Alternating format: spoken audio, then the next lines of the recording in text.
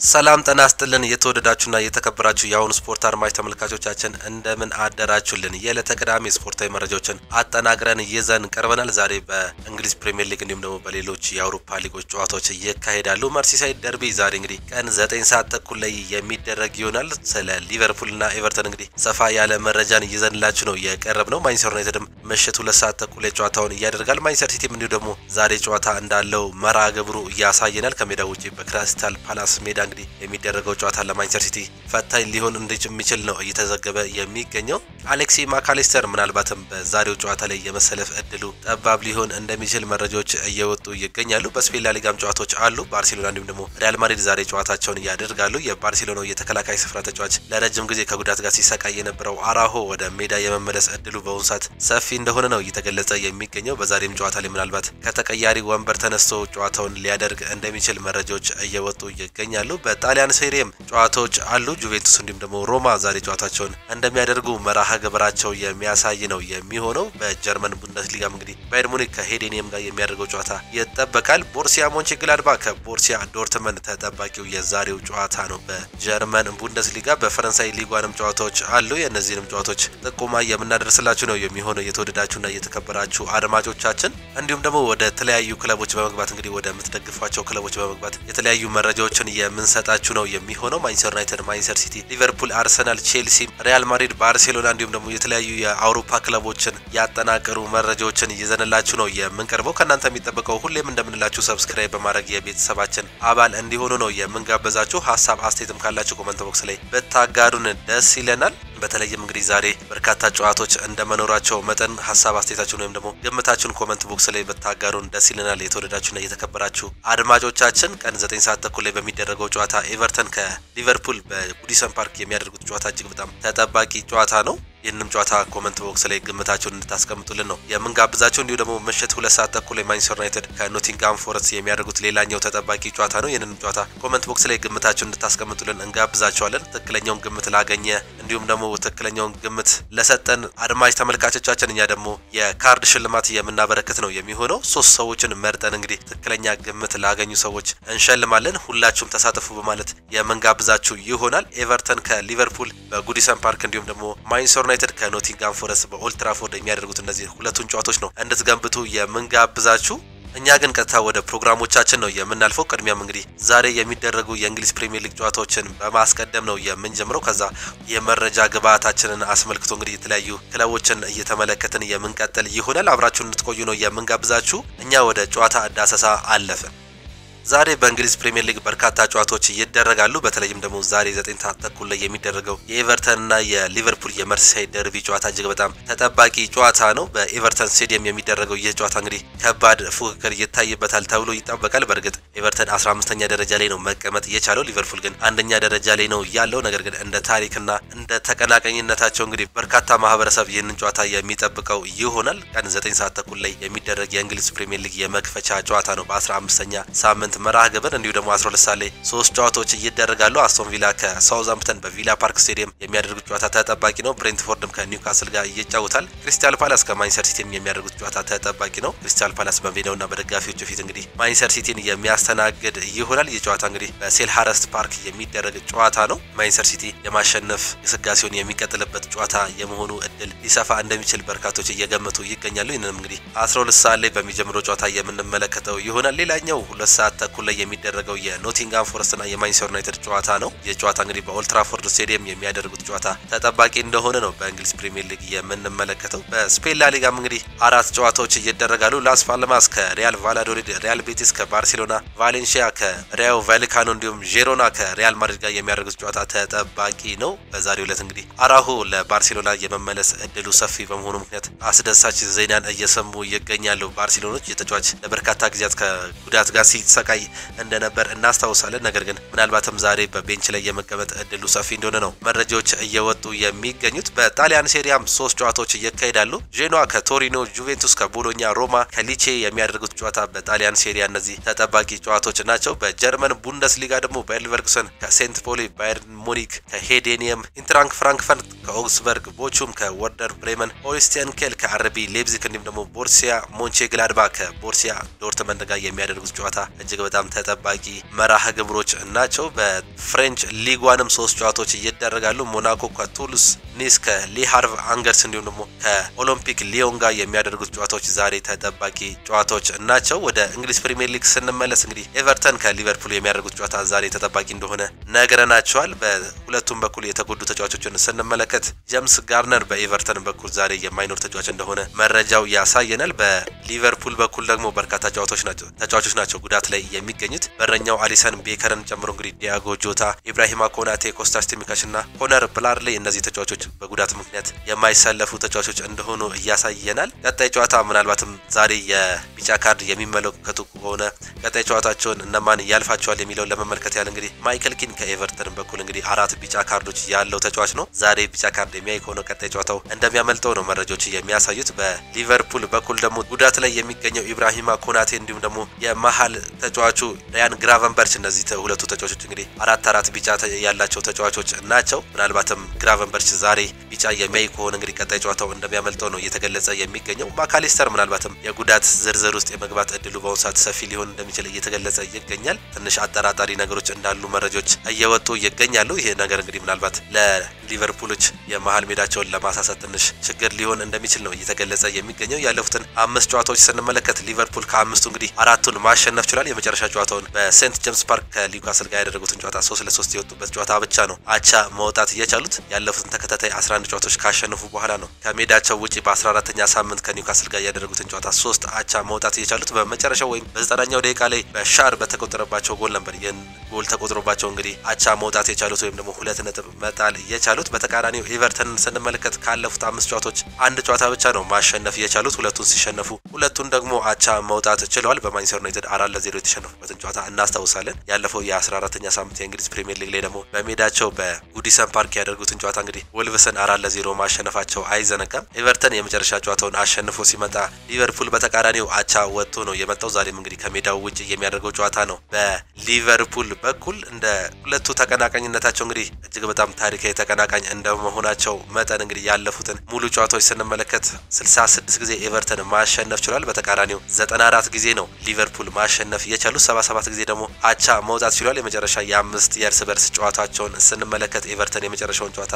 አምና 2-0 በሜዳው ማሸነፉ አይዘነጋም። ሊቨርፑል እንግዲህ በጉዲሰን ፓርክ አምና ያደረገውን ጨዋታ በጃራድ ብሬዝዋይት እና በካልቨር ሌዊን ጎሎች 2-0 አሸንፎ መውጣቱ አይዘነጋም ሊቨርፑልን። በአጠቃላይ ግን የመጨረሻዎቹ 5 ጨዋታዎችን ስንመለከት 3ቱን ሊቨርፑል ማሸነፍ ችሏል። አንዱን ደግሞ ኤቨርተን ሲያሸንፍ አንዱን አቻ ነው መለየት የቻሉት። ዛሬስ የሚለው እንግዲህ እጅግ በጣም ተጠባቂ ነው። በእርግጥ 15ኛ ደረጃ ላይ ይገኛል ኤቨርተን። በተቃራኒው ሊቨርፑል 1ኛ ደረጃ ላይ ነው መቀመጥ የቻለው። እነዚህ ሁለቱ ቲሞች ግን ያለፉትን ጊዜያት እንግዲህ ከድሮም ጀምሮ ብንመለከት የታሪክ ተቃራኒ ወይም ደግሞ እጅግ በጣም እርስ በርስ የሚጠላሉ ክለቦች እንደሆኑ ይታወቃል። ሊቨርፑል ከመርሲሳይዱ ክለብ ኤቨርተን ስር እንግዲህ ተነጥሎ ወጥቶ የራሱን ቲም ከሰራ በኋላ የራሱን ታሪክ መስራት የቻለ ክለብ መሆኑን ይታወቃል። እንደ ቀደምት አሰራር ወይም ደግሞ ከዚህ በፊት እንደ 1890ዎቹ አካባቢ ላይ ከመርሲሳይዱ ክለብ ኤቨርተን ጋር አንድ ላይ የነበረ ክለብ ነው። ከዛ በኋላ ነው ሊቨርፑል ራሱን ገንጥሎ አውጥቶ ከዛ በኋላ እነዚህን ታሪኮች መስራት የቻለው። በእንግሊዝ ፕሪሚየር ሊግ 19 ዋንጫዎችን ጭምር ማንሳት የቻለው። በተቃራኒው ኤቨርተን ደግሞ ይህንን ታሪክ መስራት አልቻለም። ሊቨርፑል ከሱ ስር ወጥቶ እንግዲህ ይህንን ታሪክ ሲሰራ እንግዲህ እጅግ በጣም ተቃጥለው ወይም ደግሞ የሚናደዱበት ታሪክ እንደሆነ ይታወቃል። ይህም ነገር እንግዲህ የሁለቱን የፉክክር መጠን ከፍ እንደሚያደርገው ነው የሚታወቀው። በዚህም እንግዲህ የጨዋታ እጅግ በጣም ተጠባቂ ነው። እናንተም እንድትገምቱ ጋብዘናችኋል። የተወደዳችሁና የተከበራችሁ አድማጮቻችን ትክክለኛውን ግምት ለሚያስቀምጥ እንግዲህ ካርድ ሽልማት እንዳስቀምጥን ወይም ደግሞ እንዳዘጋጀን ነግረናችኋል። ሌላኛው ተጠባቂ ጨዋታ ማንቸስተር ሲቲ ከሜዳው ውጪ በክሪስታል ፓላስ ሜዳ በሴልሃርስት ፓርክ ስቴዲየም የሚያደርጉት ጨዋታ ተጠባቂ ነው። ፔፕ ጋርዲዮላ ሁለተኛ ተከታታይ ድላቸውን ለማስመዝገብ ወደ ሴልሃርስት ፓርክ እንደሚሄዱ ነው መረጃዎች እያሳዩ የሚገኙት። በሁለቱ የጉዳት ዝርዝር ውስጥ ስንመለከት እንግዲህ ማቴዮ ኮቫቺች፣ ሮድሪ፣ ጆን ስቶንስ፣ ፊል ፎደን እና ኦስካር ቦብ በማንቸስተር ሲቲ በኩል ጉዳት ያጋጠማቸው ተጫዋቾች እንደሆኑ መረጃዎች ያሳያሉ። ቻሪ ሪያድ፣ ማቲያስ ፍራንካ፣ አዳም ዋርተን በክሪስታል ፓላስ በኩል ደግሞ የተጎዱ እነዚህ ሌሎች ተጫዋቾች ናቸው። በርናንዶ ሲልቫ በዛሬው ዕለት ቢጫ የሚመለከት ከሆነ ቀጣይ ጨዋታው እንደሚያመልጠው ነው መረጃዎች እያሳዩ የሚገኙት። አጠቃላይ ውጤታቸውን ስንመለከት 16 ጊዜ ክሪስታል ፓላስ ማሸነፍ ሲችል ማንቸስተር ሲቲ ደግሞ በተቃራኒው 37 ጊዜ ማሸነፍ ችሏል። 16 ጊዜ ደግሞ አቻ መውጣት ነው የቻሉት። የመጨረሻዎቹን የእርስ በርስ ውጤቶች ስንመለከት ማንቸስተር ሲቲ 3 ጊዜ ማሸነፍ የቻለ ሲሆን ሁለቱን ደግሞ አቻ መውጣት ችሏል። የመጨረሻውን ጨዋታ 4-2 ነው ማንቸስተር ሲቲ ማሸነፍ የቻለው በዚሁ በሴልሃርስት ፓርክ ስቴዲየም ያደረገውን ጨዋታ። ዛሬስ ምን ይመዘገባል የሚለውን እንግዲህ አንድ ላይ የምንመለከት ነው የሚሆነው። የመጨረሻው የአምስት ጨዋታዎችን የሁለቱንም ስንመለከት እንግዲህ ሁለቱም የመጨረሻ ጨዋታቸውን አሸንፈው ነው መምጣት የቻሉት። ማንቸስተር ሲቲ ኖቲንጋም ፎረስትን 3-0 ማሸነፍ ሲችል ክሪስታል ፓላስ ከሜዳ ውጪ ኢፕስዊችን 1-0 ማሸነፉ አይዘነጋም። ማንቸስተር ሲቲ ካለፉት 5 ጨዋታዎች 3ቱን ሲሸነፍ አንዱን አቻውቶ አንዱን ነው ያሸነፈው። በተቃራኒው ደግሞ ክሪስታል ፓላስ ያለፉትን 5 ጨዋታዎች አንዱን ሲያሸንፍ 3ቱን አቻ ሲወጣ አንዱን ተሸንፎ ነው መምጣት የቻሉት። ዛሬስ እነዚህ ሁለቱ ደካማ ውጤት እያስመዘገቡ የሚገኙ ክለቦች ምን ያስመዘግባሉ የሚለውን እንግዲህ አንድ ላይ የምንመለከት ነው የሚሆነው። ፔፕ ጋርዲዮላ ይህንን ጨዋታ በማሸነፍ እንግዲህ ወደ ፉክክሩ ለመመለስ የሚያደርጉት ጥረት እንደተጠበቀ የሚታወቅ ነው። ጄሬሚ ዶኩ ሀሳባቸውን ሰጥተዋል። ለዋንጫ ፉክክር እንግዲህ እስካሁን ድረስ ከውጪ ወይም ከፉክክር ውጪ ሆነን እየተመለከተን አይገኝም፣ እኛ ዋንጫውን የማሸነፍ እድል አለን የሚል ሀሳብን መስጠቱን ተከትሎ እንግዲህ የተለያዩ ነገሮችም እየተነሱ ይገኛሉ። ፔፕ ጋርዲዮላ ይህንን ነገር ወይም ይህን ጨዋታ በማሸነፍ ቀጣይ ጉዟቸውን ለማስተካከል እንዳሰቡ ነው መረጃዎች እየወጡ የሚገኙት። እነሱም እንግዲህ በፕሬስ ኮንፈረንሳቸው ሀሳባቸውን የሰጡት በዚህ አይነት መልኩ ነው። ሌላኛው በኦልትራፎርድ የሚደረገው ምሽት 2 ሰዓት ተኩል ላይ ማንቸስተር ዩናይትድ ከኖቲንጋም ፎረስት የሚያደርጉት ጨዋታ ተጠባቂ ነው። ማንቸስተር ዩናይትድ ያለፉትን የፕሪሚየር ሊግ ጨዋታዎች እንግዲህ አንዱን ሲያሸንፉ አንዱን አቻውተው አንዱን ተሸንፈው ነው ሩበን አሞሪም መምጣት የቻሉት። ኖቲንጋም ፎረስቶችም እንግዲህ ያለፉትን ጨዋታዎች እጅግ በጣም የወረደ አቋም ነው እያሳዩ የሚገኙት። በማንቸስተር ሲቲ 3-0 የተሸነፉበትን ጨዋታ የምናስታውሰው ጉዳይ ነው። በጉዳት ዝርዝር ውስጥ ስንመለከት ጆኒ ኤቫንስ፣ ሉክ ሾው እና ቪክተር ሊንድሎፍ ሶስቱም የተከላካይ ስፍራ ተጫዋቾች በማንቸስተር ዩናይትድ በኩል ጉዳት ላይ ያሉ ተጫዋቾች ናቸው። በኖቲንጋም ፎረስት በኩል ደግሞ ሳንጋሪ እና ዳኒሎ ናቸው። እነዚህ ተጫዋቾች አሁንም ከጉዳት አለመመለሳቸው እየተገለጸ ነው የሚገኘው። ሩበን አሞሪም ከኑኖ ስፕሪንቶ ሳንቶ ዛሬ በኦልትራፎርድ የሚያደርጉት ጨዋታ ተጠባቂ ጨዋታ ነው። ሩበን አሞሪም ከመጡ በኋላ እንግዲህ ያለፉትን 3 ጨዋታዎች በእንግሊዝ ፕሪሚየር ሊግ ጨዋታ አድርገው ነበር። በዚህም ከኢፕስዊች ጋር የመጀመሪያቸውን ጨዋታ አንዳቻ መውጣታቸው አይዘነጋም። ከዛ በኋላ በኦልትራፎርድ ኤቨርተንን አስተናግደው 4-0 አሸንፈው ነበር። ከአርሰናል ጋር ከሜዳቸው ውጭ ያደረጉትን ያለፈው ሳምንት ጨዋታ ደግሞ የሮቡ ጨዋታ ማለት ነው 2-0 መሸነፋቸው አይዘነጋም። ዛሬስ ምን ያስመዘግቡታል እነዚህ አሰልጣኝ የሚለውን የምንመለከት ነው የሚሆነው። ኑኖ ስፕሪንቶ ሳንቶ ደግሞ ያለፉትን ጨዋታዎች እንግዲህ ድል እየቀናቸው አይገኝም። ከ5 ጨዋታዎች 2ቱን ሲያሸንፉ 3ቱን ተሸንፈዋል። በማንቸስተር ሲቲ፣ በአርሰናል እና በኒውካስል በእርግጥ በተላላቅ ክለቦች ናቸው ውጤት እያጡ የሚገኙት። ኒውካስል ዩናይትድ የመጀመሪያ ሽንፈታቸውን ካገኙ በኋላ እንግዲህ ከአርሰናል ጋር እንዲሁ ተሸንፈው ነበር። ማንቸስተር ሲቲም በሮቡ ጨዋታ ላይ 3-0 እንዳሸነፋቸው እናስታውሳለን። ብቸኛ ክለቦች ናቸው እንግዲህ በአሁኑ ዓመት ሊቨርፑልን ነጥብ ያስጣሉ ወይም ደግሞ 1-0 ማሸነፋቸው አይዘነጋም። በ3ኛ ሳምንት የእንግሊዝ ፕሪሚየር ሊግ ኑኖ ስፕሪንቶ ሳንቶ ጥሩ አሰልጣኝ እንደነበሩ እናውቃለን። ከዚህ በፊት በወልቭስ አሰልጣኝነታቸው እንግዲህ ጥሩ ስታቲክስ ይዘው ያለፉ ፖርቹጋላዊ አሰልጣኝ እንደሆኑ ነው የሚታወቀው። ዛሬ ሃሪ ማጓየር እንግዲህ ቢጫ የሚያይ ከሆነ ቀጣይ ጨዋታው እንደሚያልፈው ነው እየተገለጸ የሚገኘው። የመጨረሻዎቹን ጨዋታዎች በማንቸስተር ዩናይትድ እና በኒውካስል በኩል የተደረጉትን ስንመለከት ከ5 ጨዋታዎች እንግዲህ 5ቱንም ማንቸስተር ዩናይትድ ማሸነፍ ችሏል። የመጨረሻውን ጨዋታ 1-0 ከሜዳው ውጪ ማሸነፉ ነው ስታቲክሱ የሚያሳየን። ከ5ቱንም ማሸነፍ የቻለው ማንቸስተር ዩናይትድ ዛሬስ ታሪክ ይቀየር ይሆን ወይስ ይህንኑ ታሪክ አስቀጥለው ይሄዳሉ የሚለውን የምንመለከተው የሚሆነው። አጠቃላይ 54 ጊዜ ማንቸስተር ዩናይትድ ኖቲንጋም ፎረስትን ማሸነፍ የቻለ ሲሆን ኖቲንጋም ፎረስት ደግሞ ማንቸስተር ዩናይትድን 32 ጊዜ ማሸነፍ ችሏል። 23 ጊዜ ደግሞ አቻ መውጣት ነው የቻሉት። በዛሬው ጨዋታም የተለያዩ ተጫዋቾችን ቀይረው እንደሚገቡ ሩበን አሞሪም እየተናገሩ ይገኛሉ። ትክክለኛ አጫወቴን በትክክለኛ ቦታ ላይ የሚተገበረልኝ ሰው እስከማገኝ ድረስ የተለያዩ ተጫዋቾችን በፈረቃ የማጫወት ይሆናል የሚል ሀሳብን ከሰጡ በኋላ ዛሬም እንግዲህ የተለያዩ ተጫዋቾችን ቀይረው እንደሚያስገቡ ነው እየተገለጸ የሚገኘው። በተለይም ካለፈው ጨዋታ ላይ የተለያዩ ቅያሬዎች ሊኖሩ እንደሚችሉ እየተዘገበ ይገኛል። ምናልባትም ታይለር ማላሲያ ዛሬ ከቤንችነት የሚነሳ እንደሆነ ነው መረጃዎች እየወጡ የሚገኙት። አማድ ዲያሎ ተመልሶ ወደ አሰላለፍ የመግባት እድሉም ሰፊ እንደሆነ እየተገለጸ ይገኛል። ምናልባትም ሜሰን ማውንት አሁንም እንግዲህ በዛሬው ሳምንት ወይም ደግሞ በዛሬው ጨዋታ ላይ ከቤስት 11 የመውጣት እድሉ ሰፊ እንደሆነ ነው እየተገለጸ የሚገኘው። ማርከስ ራሽፎርድ በዛ ቦታ ላይ የመጫወት እድል ሊኖረው ይችላል። ወይም ደግሞ ብሩኖ ፈርናንዴዝ ወደ አጥቂ ጀርባ ተመልሶ እንግዲህ ካሴሚሮ ያን ቦታ የሚያዝ እድሉ ሰፊ እንደሆነ ነው መረጃዎች እየገለጹ የሚገኙት። ያለፉትን 3 ጨዋታዎች ስንመለከት እንግዲህ ሩበን አሞሪም ቤስት 11ናቸውን እስካሁን እያሳዩ አይገኙም። በረኛው አንድሬ ኦናናና የተከላካይ ስፍራ ተጫዋቾች ብቻ ናቸው እስካሁን ድረስ ትክክለኛ ቦታቸውን ማግኘት የቻሉት። ኑሴር ማዝራዊና ዲያጎ ዳሎ እስካሁን ድረስ አራቱንም ጨዋታ እየተጫወቱ ተጫዋቾች ናቸው። ሌሎችም ቦታዎች ስንመለከት እንግዲህ የተለያዩ ሮቴሽኖችን ነው እየተመለከትን የሚገኘው። ብሩኖ ፈርናንዴዝም ቢሆን አራቱንም ጨዋታ የመጫወት እድል ቢኖረውም ግን በአንድ ቦታ ላይ ሲጫወት አልተመለከትነውም። ከአጥቂ ጀርባው አንዳንዴ ደግሞ ዲፌንሲቭ ሚድፊልደር አድርገው ሲያሰለፉት እየተመለከትን እንገኛለን። በዛሬው ጨዋታም እንግዲህ የተለያዩ ሮቴሽኖች ሊኖሩ ይችላሉ የሚል ፍንጭን መስጠት ችለዋል ሩበን አሞሪም። እንዳጠቃላይ ይህንን ከነገርናችሁ ዘንዳ እንግዲህ ግምታችሁን እንድታስቀምጡ አሁንም እናስታውሳችሁ የተወደዳችሁና የተከበራችሁ አድማጮቻችን በጉዲሰን ፓርክ ኤቨርተን ከሊቨርፑል በሚያደርጉት ጨዋታ እንዲሁም ደግሞ ማንቸስተር ዩናይትድ ከኖቲንጋም ፎረስት በኦልድ ትራፎርድ በሚያደርጉት ጨዋታ ላይ እንግዲህ ግምታችሁን ወይም ሀሳብ አስተያየታችሁን ኮመንት ቦክስ ላይ አጋሩን። ትክክለኛውን ግምት ላገኘ አድማጭ ተመልካቾቻችን እኛ ደግሞ 3 ሰዎችን መርጠን እንግዲህ የካርድ ሽልማት እንደምናበረከት ካሁኑ ልናስታውሳችሁ እንወዳለን። እኛ ግን ቀጥታ ወደ ሌሎች ፕሮግራሞቻችን ነው የምናልፈው። እንግዲህ ወደ አውሮፓ መረጃዎቻችን ስናልፍ ከሀገር ውስጥ መረጃዎቻችን የመጀመሪያው ትላንትና የአዲስ አበባ ፌዴሬሽን እንግዲህ የተለያዩ ምርጫዎችን ማድረግ ችሎ ነበር። በዚህም አስተያየቶች እየተሰጡ ነው የሚገኙት። አርቲስት ሀረገወይን አሰፋ መመረጤን ያየሁት ከሚዲያ ነው የሚል ሀሳብ መስጠት ችላለች። የአዲስ አበባ ከተማ እግር ኳስ ፌዴሬሽን አቃቢ ነዋይ በመሆናቸው የተሾሙትን አርቲስት ሀረገወይን አሰፋ ስለ ምርጫው እንደማታውቁ በማህበራዊ ድረገጿ መናገር ችላለች።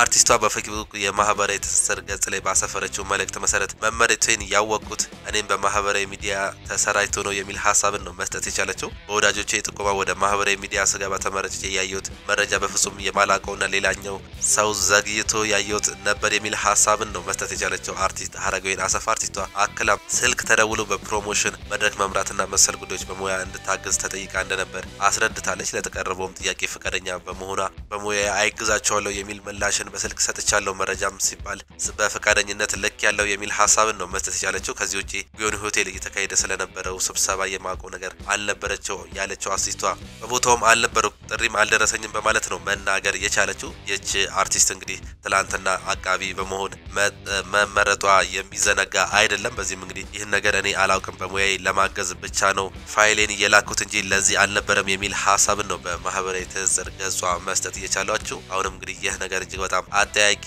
እየሆነ ነው የሚገኘው። ሌላኛው አርቲስት ማስተዋል በፌዴሬሽኑ ምን ትሰራለች የሚለውን ደግሞ እንመልከት። የአዲስ አበባ እግር ኳስ ፌዴሬሽን ምክትል ፕሬዚዳንት ሆና የተመረጠችው አርቲስት ማስተዋል በቀጣይ ለመስራት ስላሰበችው እቅድ አብራርታለች። አርቲስቷ አዲስ አበባ የኢትዮጵያ እግር ኳስ ፌዴሬሽን መስራች እንደመሆኗ አሁን ያለችበት ሁኔታ ጥሩ አይደለም ስትል የከተማዋን እግር ኳስ ሁኔታ መግለጽ ችላለች። ከተማዋ በዋነኛነት ያስፈልጋታል ብዬ የማስበው የገንዘብ ድጋፍ ነው ያለችው አርቲስት ማስተዋል ከኤምባሲዎች ጋር ጠንካራ ስራ በመስራት ስፖንሰሮችና ፈንዶችን የመምጣት እቅድ አለኝ በማለት ነው መናገር የቻለችው። በተጨማሪም ከተለያዩ ባለሀብቶችና ድርጅቶች ጋር በመስራት የከተማዋን እግር ኳስ በገንዘብ ለማገዝ ማቀዷን አርቲስቷ ጨምራ መናገር ትላለች። ትላንትና እንግዲህ ምክትል ፕሬዚዳንት ሆና መመረጧ አይዘነጋም። የአዲስ አበባ እግር ኳስ ፌዴሬሽን ምክትል ፕሬዚዳንት የሆነችው አዲሷ ተመራጭ እንግዲህ ማስተዋል ወንደሰን። ወደ ባህር ማዶ መረጃዎቻችን ስናልፍ ደግሞ ቅድሚያ አርሰናል እናገኛለን። ጆዜ ሞሪኒዮ ከ4 ዓመት በፊት የተናገሩትን በማስቀደም እንጀምር እስቲ። አርቴታ ድንቅ ስራ እየሰራ ነው። በወጣቶች ትልቅ እምነትና ትልቅ የአመራር ብቃት አለው። ለሱ ብዙ ጊዜ እንደሚሰጡት ተስፋ አለ። ለአርሰናል ደጋፊዎች ማለት የምፈልገው አርቴታ አርሰናልን በድጋሚ እንደ ቀድሞ እያደርጓል የሚል ሀሳብን ሰጥተው ነበር። በአሁኑ ሰዓት እንግዲህ ይህን ነገር ነው መመልከት እየቻልነው። ሚኬል አርቴታ አርሰናልን ከተረከበ ከ4 ዓመት በኋላ እንግዲህ ብዙ ለውጦችን እያደረገ ይገኛል። በተለይም እንግዲህ ያለፉትን 2 ዓመታት እንደ ማጣቀሻነት ማንሳት እንችላለን። የሊጉ እጅግ በጣም ተፎካካሪው ክለብ መሆኑን የቻለ ማስመልከት ችሏል። ሁለቱንም ዓመት እንግዲህ በመጨረሻ ሰዓት ላይ ነው ዋንጫውን ማጣት የቻለው። በዚህ ዓመትም 3ኛ ደረጃ ላይ ይገኛል። በአሁኑ ሰዓት ላይ ባለው አቋም እጅግ በጣም ጥሩ ሰዓት እንዳለ ይታወቃል። በዚህም አካሄዶ የሚቀጥል ከሆነ የዋንጫ ጥሩ ተፎካካሪ ወይም ደግሞ ዋንጫውን የማንሳት እድሉ ከፍተኛ እንደሆነ ነው በዚህ ሰዓት መረጃዎች እየወጡ የሚገኙት። አሰልጣኝ ጆዜ ሞሪኒዮም ከ4 ዓመት በፊት ይህን ነበር መናገር የቻሉት። የአርቴታን የአርሰናል ለውጥ ነው በዚህ ሰዓት መመልከት የምንችለው።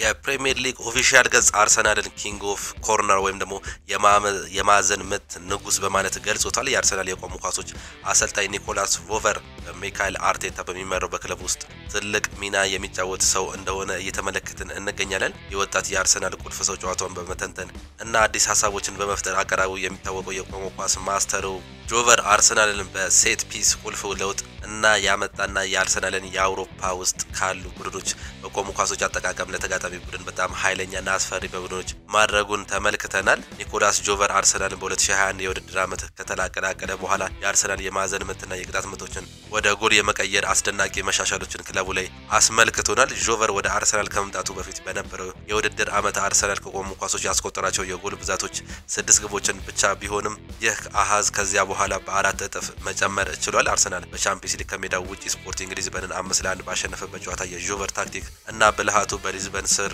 እንደምቅ ብሎ ለዓለም እግር ኳስ አፍቃሪያን አስመልክቶናል። ከማዕዘን የተሻማውን ወሳኙን ጎል ጋብሪኤል ማጋሌዝ በድንቅ ብቃት አስቆጥሯል። ይህም የጆቨር ስራ መለያ ነው። ይህ ጎል የአርሰናል የስብስብ አሰራርን የተሳካ የመሆን የሚያሳይ ሲሆን በሳጥኑ ውስጥ ያለውን ከማዕዘን ዲክላን ራይስ አሊያም ደግሞ ሳካን ኳሶቹን ከ18 ተጫዋቾች መካከል የቡድኑ አጋሩ ጋር ግንባር ላይ ኳሱን ማድረስ እና ወደ ውጤት መቀየር እንቅስቃሴ እንዲሁም ደግሞ የተቃራኒ ቡድን የመከላከል አደራጀት በማፍረስ ወደ ውጤት መቀየር በእግር ኳሱ ኢንዱስትሪ እሱን የቻለ ሳይንስ ሆኗል። ይህንንም ጥበብ ደግሞ ጆቨር ተላብሶት ተጫዋቾቹን ላይ አሰርጾታል። እነዚህ ያሉ ውጤቶች ከመሬት ተነስተው በአንድ ጀንበር አርሰናልን ለስፔሻሊስት አላደረገውም። የጆቨር ስራ ውጤት ነው እንጂ ይህ እድል አይደለም። ጆቨር በተጫዋቾቹ አካላዊና ቴክኒካዊ ባህሪያት ላይ የሚያተኩሩ የዕለት ተዕለት እንቅስቃሴዎችን በመፍጠር ችሎታዎችን እንዲያዳብር በየጊዜው ልምምር ላይ የሚያሰራቸው የልፋታቸው ውጤት ነው። የጆቨር ድንቅ ስራ ቡድናቸው ከፍተኛ ጫና በሚበዛበት ጨዋታ እንዲሁም በትልቅ ጨዋታዎች ላይ ውስጥ ክለባችን ወይም አርሰናል የሚያመጣው ትልቅ ለውጥ ምንጭ እንደሆነ ነው እየተገለጸ የሚገኘው። ጆቨር ቡድናቸውን ከቆሙ ኳሶች ወደ ጎል ከመቀየርና ከማጥቃት ብቃት ባለፈ የአርሰናል የተከላካይ ክፍል መረጋጋት ከቆሙ ኳሶች እንዳይቆጠርባቸው የሚያደርጉት እጅግ በጣም በራስ መተማመናቸውን ከፍ እንዳደረገ ነው መረጃዎች እየገለጹ የሚገኙት። መድፈኞቹ ከቆሙ ኳሶች ውጤታማ ለመሆን አደረጃጀት፣ ጠንካራ የመከላከል ጥበብና የመከላከል ታክቲክ ጋር በመጣመር ጎል ለማስቆጠር በተጨማሪ ጎል እንዳይቆጠርባቸው ለእንደዚህ አይነት ሁኔታዎች ተጋላጭነታቸውን ተከላካዮች ላይ የነበሩት ስጋቶች በእጅጉ ቀንሷል። አንዳንድ ነገሮችን የመፍጠር አቅሙ በተጫዋቾች በውድድር ዘመኑ ሁሉ የተሻሉ ካሉ ታክቲኮች ጋር ስለሚላመድ የአርሰናል የዕለት ተዕለት እንቅስቃሴ ያላቸውን ለተጋጣሚ ቡድኖች ትልቅ ስጋት አድርገዋል። ይህም የጆቨር ድንቅ ተጽዕኖ በመሆኑ እጅግ በጣም እንዲደነቅ እንደሚገባና አርሰናሎች በአጠቃላይ ለሱ እጅግ በጣም ትልቅ ክብር እንዳላቸው እየተገለጸ ይገኛል። ጆቨር እንግዲህ በአዲሱ ውላቸው መሰረት ትልቅ ከፍተኛ ደሞዝ እንደሚከፈላቸውና አዲስ ፊርማም እንደሚፈርሙ በአሁኑ እየተገለጸ ይገኛል። ፊርማቸው የሚጠናቀቅ ይሆናል። በእርግጥ በ2021 ነበር የመጡት። ለ4 ዓመት ከፈረሙ በኋላ እንደ አዲስ በአሁኑ ዓመት ደግሞ አዲስ ፊርማን እንደሚፈርሙ ነው መረጃዎች እየወጡ የሚገኙት። ወደ ማንቸስተር ዩናይትድ መረጃዎቻችን ስናልፍ ከአሞሪም መልቀቅ በኋላ የተቸገረውን ሊዝበንን እንመልከት። የፖርቹጋሉ ክለብ ስፖርቲንግ ሊዝበን ከአሰልጣኝ ሩበን አሞሪም ከተለያየ በኋላ የውጤት ቀውስ ውስጥ ገብቷል። ከአሞሪም መልቀቅ በኋላ በሁለቱ ውድድሮች ባደረጋቸው 3 ጨዋታዎች በሶስቱም ሽንፈት አስተናግዷል። ያለፉትን ጨዋታዎች ስንመለከት እንግዲህ በቻምፒየንስ ሊጉ በዋነኛነት በአርሰናል 5-1 የተሸነፈበትን ውጤት የምናስታውሰው ጉዳይ ነው። ባለፉት 3 ጨዋታዎች የተሸነፈው ሊዝበን እንግዲህ በአሞሪም ስር ያለፉትን ጊዜያት ወይም በዚህ ዓመት ያደረጋቸውን የውድድር ጊዜያት ምንም አይነት ሽንፈት አላስተናገደም ነበር። በሊጉም እንዲሁም 100% የማሸነፍ ነጻሬ ነበረው ሩበን አሞሪም። ነገር ግን እሱ ወደ ማንቸስተር ዩናይትድ ካሪንግተን ከመጣ በኋላ ፖርቹጋል ውስጥ ስፖርቲንግ ሊዝበን እጅግ በጣም እየተቸገረ እንደሆነ ነው እየተመለከትን የምንገኘው። ይህም የአሰልጣኙን ድንቅ ብልሃትና እንቅስቃሴን ያስመሰክራል የሚሉ መረጃዎች ናቸው እየወጡ የሚገኙት። ሌላኛው ሌኒ ዮሮ ዋነኛ ተመራጭ ሆኗል የሚል መረጃዎች እየወጡ ይገኛሉ። ፈረንሳዊ የማንቸስተር ዩናይትድ ተከላካይ ስፍራ ተጫዋች ሌኒ ዮሮ በአሰልጣኝ ሩበን አሞሪም ትልቅ ተስፋ እንደሚጣልበት ተገልጿል። ፖርቹጋላዊ አሰልጣኝ ወደ ዩናይትድ ከመምጣታቸው በፊት ማንቸስተር ዩናይትድ ባለስልጣናት ጋር ባደረጓቸው ውይይቶች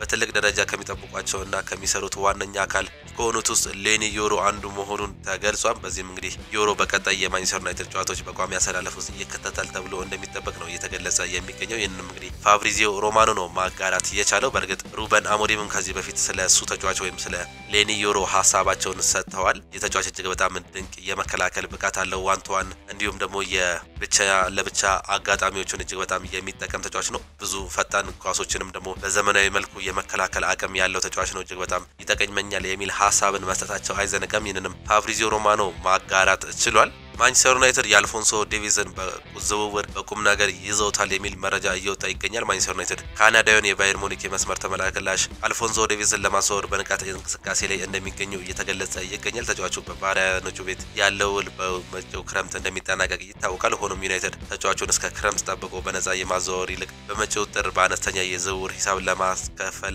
ወይም ደግሞ ለመግዛት ሀሳብ እንዳላቸው ነው መረጃዎች እየወጡ የሚገኙት። ባየር ሙኒክ ተጫዋቹን በጥሩ የዝውውር መስኮት ለመሸጥ እስከ 16 ሚሊዮን ዩሮ እንደሚፈልግ ነው መረጃዎች እየወጡ የሚገኙት። በእርግጥ ሙኒኮችም ቢሆን ይህን ተጫዋች ለማቆየት ከአሁኑ ድርድሮች ላይ መቀመጣቸው አይዘነጋም። ተጫዋቹ ግን እዛ ወይም ደግሞ ሙኒክ የመቆየት ፍላጎት የለውም። ባርሴሎና ጨምሮ እንግዲህ ሪያል ማድሪድና ማንቸስተር ዩናይትድ የዚህ ተጫዋች ፈላጊ ሆነው ብቅ ብሏል። በተለይም ሪያል ማድሪዶች የዚህ ተጫዋች ከፍተኛ ፈላጊ ሆነው ብቅ ማለታቸው አይዘነጋም። ነገር ግን ማንቸስተር ዩናይትዶች እሱን በመብለጥ ወይም ደግሞ እስከ ሰመር ድረስ ባለመጠበቅ በ16 ሚሊዮን ዩሮ እንግዲህ ወደ ኦልድ ትራፎርድ ለማምጣት ፍላጎት እንዳላቸው ነው መረጃዎች እያሳዩ የሚገኙት። የህዳር ወር የፕሪሚየር ሊጉ የወሩ ምርጥ ጎሎችና ሴቮች ይፋ ሲሆኑ አሌሃንድሮ ጋርናቾ ከሌስተር ጋር ያስቆጠረው ድንቅ ግብ የወሩ ምርጥ ጎል እጮች ውስጥ መካተት የቻለ ሲሆን አንድሬ ኦናና ከፒሱ ጋር ያዳናት ጎል ኳስ ደግሞ የወሩ ምርጥ ሴቭ ውስጥ መካተት ትችላለች። በዚህም እንግዲህ በዚህ ሳምንት መጨረሻ ላይ በሚጠናቀቀው የዚህ የምርጫ ውድድር ላይ እነዚህ ተጫዋቾች እንደተካተቱ ነው እየተገለጸ የሚገኘው። ምናልባትም እነዚህ ተጫዋቾች ከማንቸስተር ዩናይትድ የማሸነፍ እድል እንዳላቸው መረጃዎች እየወጣ ይገኛል። የወሩ ምርጥ ተጫዋቾች ውስጥ ብሩኖ ፈርናንዴዝ መካተቱ አይዘነጋም። ማንቸስተር ዩናይትዶች በጥር የዝውውር መስኮት አጥቂ ለማምጣት ዋነኛ እቅዳቸው እንደሆነ ሚረር ፉትቦል መዘገብ ችሏል። በዚህም እንግዲህ ቪክተር ዮኮረስ የመጀመሪያው ተመራጭ መሆኑ ነው እየተገለጸ የሚገኘው። ይህም ተጫዋች በበርካታ ክለቦች እንደሚፈልግ ይታወቃል። ማንቸስተር ሲቲን ጨምሮ አርሰናል፣ ቼልሲ እና ሌሎች በርካታ የአውሮፓ ክለቦች እንግዲህ እንደሚፈልጉት ይታወቃል። ነገር ግን ማንቸስተር ዩናይትዶች በተለይም በአሰልጣኝ ሩበን አሞሪም ስር ለመስራት ያለውን ፍላጎት ተከትሎ እንግዲህ ወደ ማንቸስተር ዩናይትድ የመምጣት እድሉ ከፍተኛ ሊሆን ይችላል እየተባለ ይገኛል። በእርግጥ ከፍተኛ ተቀናቃኙ ማንቸስተር ሲቲ ነው። የነሱ ስፖርቲንግ ዳይሬክተር ደግሞ ከስፖርቲንግ ሊዝበን መምጣቱ አይዘነጋም። እነዚህ ሁለቱ ተቀናቃኝ ክለቦች ይህንን ተጫዋች ለመግዛት ብርቱ ፉክክር ያደርጋሉ ተብሎ ይጠበቃል። በተለይም እንግዲህ ማንቸስተር ዩናይትዶች በአጥቂዎቻቸው ተስፋ የሚቆርጡ የሚሆን ከሆነ በተለይም በጆሹዋ ዚርክዚ ተስፋ የሚቆርጡ ከሆነ እሱን ወደ ጣሊያን ወደ ጁቬንቱስ ቱሪን በመላክ እንግዲህ ቪክተር ዮኮረስን ወደ ክለባቸው የማምጣት ፍላጎት እንዳላቸው በተለያየ መልኩ እየተዘገበ ይገኛል። ይህንንም የሚያደርጉ ከሆነ እንግዲህ ማንቸስተር ዩናይትዶች ትልቅ ፉክክር እንደሚገጥማቸው ነው ከማንቸስተር ሲቲ እየተገለጸ የሚገኘው። ጄሬሚ ዶኩ የዋንጫ ፉክክር አላበቃም የሚል ሀሳብን መች ተነስቷል። የማንቸስተር ሲቲው የመስመር ተጫዋች ጄሬሚ ዶኩ የፕሪሚየር ሊጉ ዋንጫ ፉክክር እንዳላበቃ በሰጠው አስተያየት ነው መናገር የቻለው። የሊጉ ዋንጫ ፉክክር አብቅቷል ብለው የሚያስቡ ካሉ ያሰቡ እንተዋቸው የሚለው ጄሬሚ ዶኩ ነገር ግን የሚሆነው በአመቱ መጨረሻ እናያለን በማለት ነው ሀሳቡን መስጠት የቻለው። ጄሬሚ ዶኩ አክሎም ቡድናቸው ጠንክሮ መስራቱን እንደሚቀጥልና እያንዳንዱ ጨዋታ ለማሸነፍ እንደሚቀጥል ነው መረጃዎች እየገለጹ የሚገኙት። ማንቸስተር ሲቲ ከሊጉ መሪ ሊቨርፑል በ9 ነጥቦች ዝቅ ብለው የደረጃ ሰንጠረዡን አራተኛ ደረጃ ላይ መቀመጣቸው አይዘነጋ። በአብዛኞቹ ሚዲያዎች ማንቸስተር ሲቲ ሌላ ተጫዋች ፍላጋ መውጣቱ እየተዘገበ ይገኛል። በዚህም እንግዲህ ብራዚላዊ ተጫዋች ብሩኖ ጉማሬዝ ወደ ማንቸስተር ሲቲ የሚሄድ እድሉ በአሁኑ ሰዓት ከፍተኛ ነው እየተባለ ይገኛል። በእርግጥ የውል ማፍረሻው እጅግ በጣም ከፍተኛ ብር እንደሚጠይቁ ኒውካስሎች እየተገለጸ ነው የሚገኘው። ወደ 100 ሚሊዮን ዩሮ የሚጠጋ ገንዘብን ለጥፎበታል። ነገር ግን ማንቸስተር ሲቲዎች በድርድር ይህንን ብራዚላዊ ተጫዋች ወደ ኢትሃድ በማምጣት እንግዲህ የሮድሪ ተተኪ ለማድረግ እንዳሰቡ ነው ከአሁኑ መረጃዎች እየወጡ የሚገኙት። ሊዮኔል አንድሬስ ሜሲ ባርሴሎና ወደ ቀድሞ እንዲመለስ እፈልጋለሁ የሚል ሀሳቡን ሰጥቷል። አርጀንቲናዊ ኮከብ ሊዮኔል አንድሬስ ሜሲ በባርሴሎና ቤት ብዙ ስኬታማ ጊዜያትን እንዳሳለፈ እናውቃለን። ሁልጊዜ ምኞቴ ባርሴሎና ወደ ነበረበት ደረጃ እንዲመለስ ነው ሲል ሊዮኔል ሜሲ መናገር ችሏል። ሊዮኔል ሜሲ አክሎም ባርሴሎና በቀጣይ የላሊጋ ሻምፒዮንስ ሊግና የኮፓ ዴል ሬይ ዋንጫን ሲያሸንፍ መመልከት እፈልጋለሁ ሲል ነው ሀሳቡን መግለጽ የቻለው። የ8 ጊዜ ባላንድ ዶር አሸናፊው ሊዮኔል አንድሬስ ሜሲ ጆዜ ሞሪኒዮም ሀሳባቸውን ሰጥቷል። እኔ 3 ያሸነፍኩት ፍትሃዊ በሆነ መልኩ ነው የሚል ሀሳብን ነው ለፔፕ ጋርዲዮላ እንደ ምላሽ አድርገው መናገር የቻሉት። የፌኔርባቸው አሰልጣኝ ጆዜ ሞሪኒዮ 3 የፕሪሚየር ሊግ ዋንጫዎችን ባሸነፍም ክስ ሳይኖርብኝ ፍትሃዊ በሆነ መልኩ ነው በማለት ነው ሀሳባቸውን መግለጽ የቻሉት። ፔፕ ጋርዲዮላ ከቀናት በፊት እንደ ሞሪኒዮ ያላቸውን ዋንጫ በወጣትም ስለማሳየታቸው ሲጠይቁ እሱ 3 ያሸነፈው እኔ ደግሞ 6 ነው ያሸነፈው ብሎ በዚህ እንለያየለን የሚል ሀሳብን ፔፕ ጋርዲዮላ መናገር ችሎ ነበር። ፔፕ ጋርዲዮላ የተናገረውን አይቻለሁ ያሉት ጆዜ ሞሪኒዮ ነገር ግን እኔ እሱ እንዳለው 3 ሳሸንፍ በፍትሃዊ መልኩ ነው በማለት ነው ሀሳባቸውን መግለጽ የቻሉት። ከተሸነፍክ ተጋጣሚ በልጦኝ ስለሆነ እንኳን ደስ አላችሁ ብዬ ነው የሚሄደው። 150 ክስ ተደራርብኝ ዋንጫ ማሸነፍ አልፈለግም በማለት የነቆራ መልስን ጆዜ ሞሪኒዮ መስጠት ችሏል። በአሰልጣኝነት ህይወቴ 8 የሊግ ዋንጫዎችን አሸንፌያለሁ። ሁሉም እንደ ቡድን በነበረን ህብረት ነው ያደረግ ነው። ነገር ግን ፔፕ ጋርዲዮላ 150 ክስ ቁጭ ብሎበት እንኳን ይህንን ነገር መናገር መቻሉ እጅግ በጣም ያሳዝናል የሚል ሀሳብን ጆዜ ሞሪኒዮ መናገር ችለዋል።